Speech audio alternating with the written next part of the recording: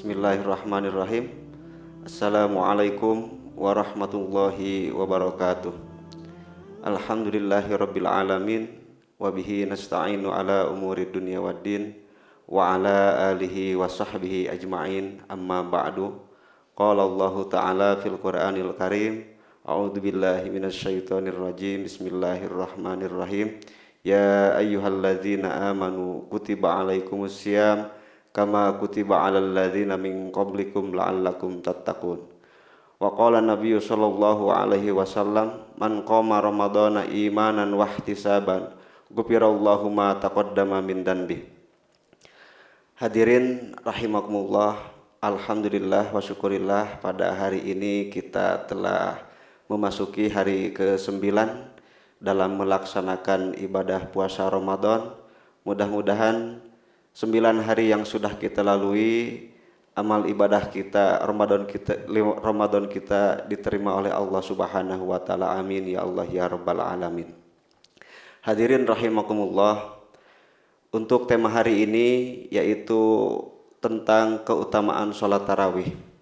Tentu ibadah apapun yang kita lakukan di bulan Ramadan, termasuk sholat tarawih, memiliki keutamaan yang luar biasa. Tapi sebelum kita mengetahui dan memahami apa keutamaan dari sholat tarawih, tentu kita harus mengetahui dulu apa itu tarawih. Sholat tarawih, kalau melihat dari redaksi hadis yang sudah disampaikan di mukadimah tadi, yang berbunyi man qama ramadhana imanan wahtisaban ghufirallahu ma taqaddama min dhanbi.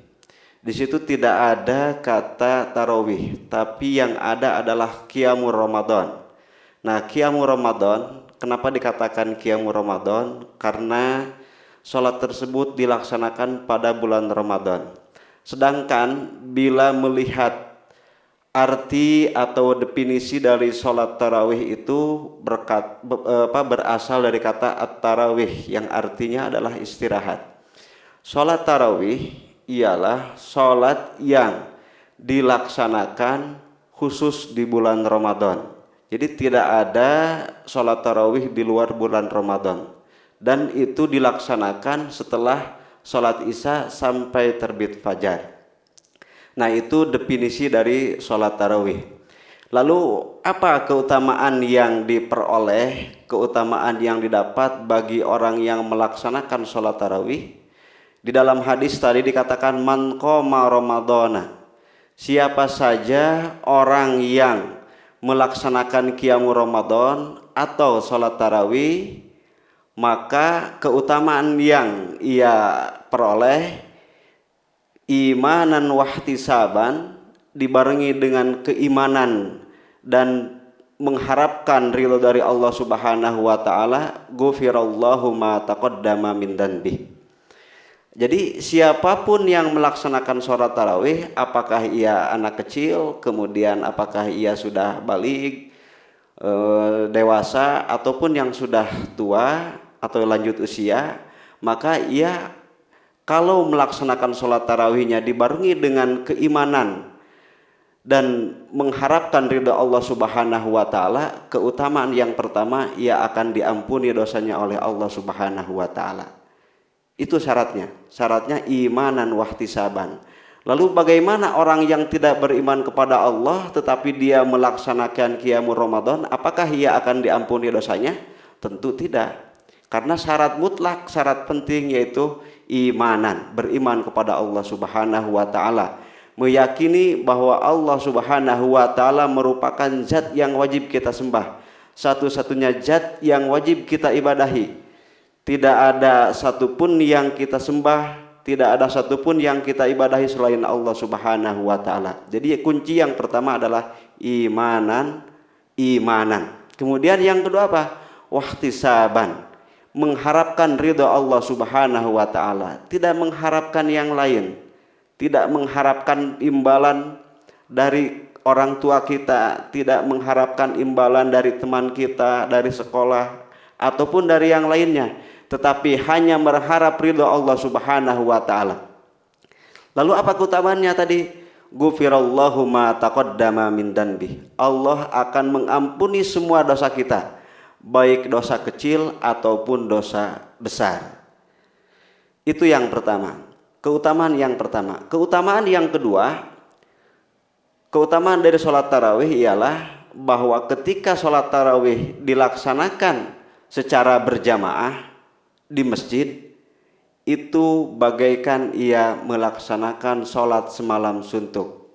Hal itu dikuatkan oleh hadis yang diriwayatkan oleh Imam At-Tirmidzi bahwa barang siapa yang sholat berjamaah di masjid semalam yang dilakukan dengan berjamaah, maka ia diibaratkan melaksanakan sholat semalam suntuk. Itu dua keutamaan. Masih banyak lagi keutamaan-keutamaan yang lain yang akan diperoleh oleh orang yang melaksanakan sholat tarawih.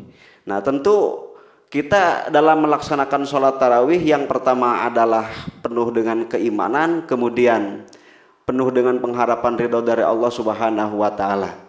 Nah, terus lalu bagaimana hukum melaksanakan sholat tarawih? Nah, hukum melaksanakan sholat tarawih hukumnya adalah sunnah muakkad atau sunnah yang diharuskan, sunnah yang dikuatkan, dianjurkan, itu hukumnya. Lalu bagaimana dengan bilangan jumlahnya rakaatnya? Nah, di sini ada beberapa pendapat. Ada yang mengatakan sholat tarawih itu ada yang 11 rakaat, kemudian ada yang 20 rakaat.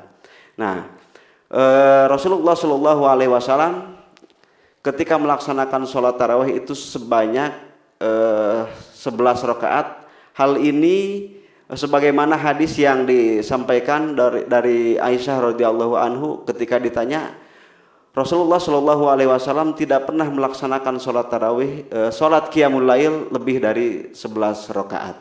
Nah, lalu bagaimana dengan yang 20? Nah, itu yang 20 juga ada hadisnya, tetapi bagaimana kita bisa melaksanakan baik itu yang 11 ataupun yang 20? Tentu yang salah itu yang tidak melaksanakan sholat tarawih.